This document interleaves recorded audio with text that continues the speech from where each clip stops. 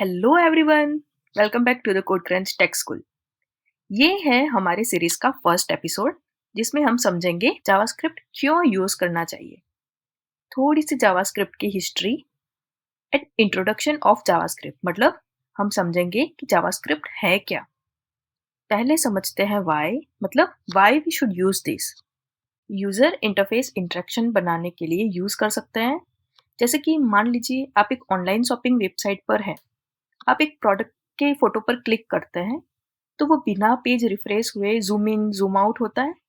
सही है।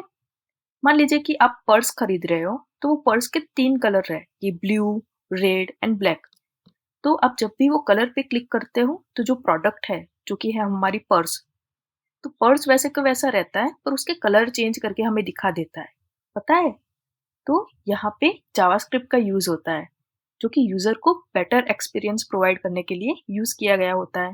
तो ये बात हो गई कि यूजर इंटरफेस को इंटरेक्टिव बनाने के लिए जावास्क्रिप्ट का यूज कर सकते हैं। अभी है फॉर्म वैलिडेशन। जब भी आप कोई प्रोडक्ट को बाय करने के लिए जाते हो तो वो आपको एक फॉर्म फिलअप करने के लिए बोलता है कि अपना नाम ऐड करो, पासवर्ड ऐड करो या फिर फोन नंबर ऐड करो। पर मान लीजिए कि आपने अपना फोन नंबर गलत तरीके से एंटर कर दिया है, तो जैसे ही आप नेक्स्ट फील्ड में जाते हो वो तुरंत ही आपको एक मैसेज शो करता है कि please enter a valid phone number. तो ये इमीडिएट फीडबैक भी जावास्क्रिप्ट के थ्रू ही पॉसिबल होता है एंड इस प्रोसेस को हम फॉर्म वैलिडेशन कहते हैं। फिर लोडिंग न्यू कंटेंट के लिए भी यूज किया जा सकता है। जैसे कि आप प्रोडक्ट के रिव्यूज पढ़ते हो, पता है, जैसे ही आप उसको स्क्रॉल डाउन करते जाते हो तो आप देखते हो कि बिना पेज को रिफ्रेश किए नए नए रिव्यूज लोड होते ही जाते हैं। तो ये इनफाइनाइट स्क्रॉल फंक्शनलिटी भी जावास्क्रिप्ट से ही इम्प्लीमेंट होती है, जो यूजर को सिमलेस एक्सपीरियंस देती है। फिर इंटरेक्टिव मैप्स। तो आपने देखा होगा कि वेबसाइट्स पर मैप्स होते हैं जिन्हें आप जूम इन या फिर जूम आउट कर सकते हो या फिर डिफरेंट लोकेशन पे क्लिक करके उनके बारे में जान सकते हो। तो ये सब गूगल मैप्स एपीआई के यूज करके हम जावास्क्रिप्ट के थ्रू किया जाता है। ये एपीआई क्या है या फिर एपीआई में से डेटा फेच कैसे करें, वो इस सीरीज में हमने वीडियो में कवर किया है, तो प्लीज सीरीज एंड तक देखें। फिर है एनिमेशंस। तो वेबसाइट पर जो भी एनिमेशंस होते हैं, जैसे मेनू बार का स्मूथली ओपन हो जाना या कोई एलिमेंट का फेड इन फेड आउट होना, तो ये सब जावास्क्रिप्ट के थ्रू क्रिएट किया जाता है।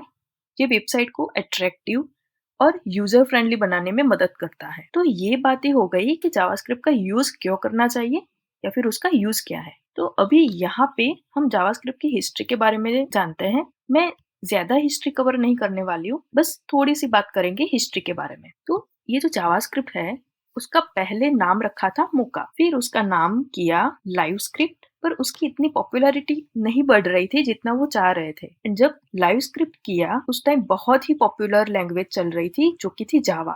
तो उन्होंने लाइव स्क्रिप्ट की पॉपुलैरिटी बढ़ाने के लिए लाइव स्क्रिप्ट में से कर दिया जावास्क्रिप्ट। बट यहाँ पे ध्यान रखना है कि Java and JavaScript totally different language है, इन दोनों के बीच में कुछ भी रिलेशन नहीं है। अब प्रॉब्लम क्या आ रही थी? ब्राउजर कंपेटेबिलिटी की, कि अलग अलग ब्राउजर में से अलग अलग लैंग्वेजेस सपोर्ट करती थी, जिससे यूजर को प्रॉब्लम आ रही थी कि अलग अलग लैंग्वेजेस के लिए अलग अलग ब्राउजर्स यूज करने पड़ते थे। तो इसीलिए वो सब गए एक्मा के पास। एक्मा क्या है? वो एक इंटरनेशनल ऑर्गेनाइजर है जो कि स्टैंडर्डाइज करती है डिफरेंट डिफरेंट टेक्नोलॉजीज को। तो एक्मा डिसाइड करती है कि कौन सी टेक्नोलॉजी किस तरीके से बिहेव करेगी, किस तरीके से काम करेगी। मतलब एक्मा एक स्टैंडर्ड लिखती है, लाइक लूप या फंक्शन है तो इस तरीके से काम करना चाहिए, इस तरीके से आउटपुट आना चाहिए। तो ये सब एक्मा लिखती है। कि लूप क्या है, फंक्शन क्या है, ये भी हम सीरीज में आगे पढ़ेंगे। तो ये हो गई जावास्क्रिप्ट की थोड़ी सी हिस्ट्री।